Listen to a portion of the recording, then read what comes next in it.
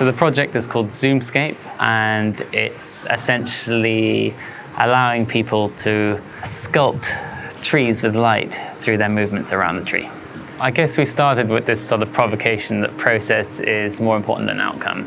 And so that led to a very interesting sort of quite an experimental approach where we were jumping between sort of lots of sketching, model making, jumping between sort of physical and digital models, lots of lighting tests and working with video as well. So that was an extremely interesting kind of R&D phase. A lot of the early work was to do a lot more with these kind of zoetropic experiences that they might experience while moving at different speeds. And then we started to look at references like Brian Geison's Dream Machine and start to look at how we move through dappled light, for example, and that got us thinking about sort of playable landscapes and the idea that different urban actors could, in a way, play a landscape or create different outputs within a landscape.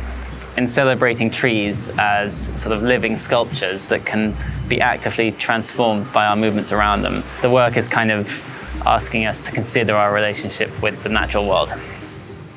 So we're using infrared cameras as kind of sensors. We're sort of using optical flow data and frame differencing as a way of translating movements into sort of outputs. We've sort of brought that data into Unity as a kind of simulator so that we can test the impact that these lights will have around trees. So we've sort of set up a system where we can have, in a room, we can have a camera and we can move around that camera and we can watch what that does in a digital environment. But we can also set up lights. So we've got the same data going into Unity as into our lights. So the work can be experienced from anywhere within the park. Or the closer you move towards the trees, the bigger impact your interaction has. But by moving in front of the trees, you can start to move light around the foliage.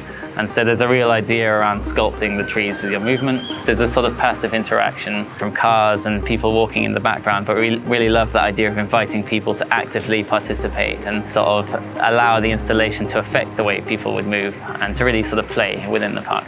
So we're developing another iteration of the project that's looking at working with the movement of trains, and it's an experience that you might have while on a moving train. And we think that the project and the technology that we're working with has a lot of potential to be transferred to lots of different environments. And so right now we're quite interested in how we could develop a series of kind of more site-specific projects using the same kind of technology.